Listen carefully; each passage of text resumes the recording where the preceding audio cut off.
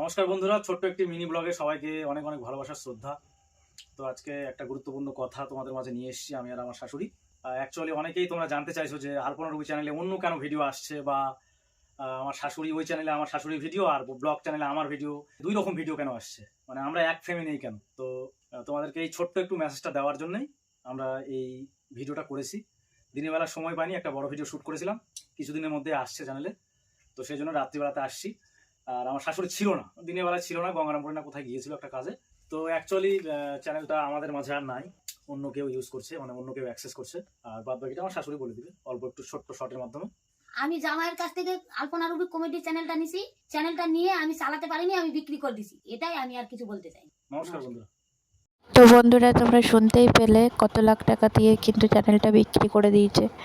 এই চ্যানেলটা কিন্তু আলপনাদির খুবই একটা শখের জিনিস ছিল, খুব কষ্ট করে দাঁড় করেছিল, কিন্তু ওনার মা যেটা ভালো বুঝেছেন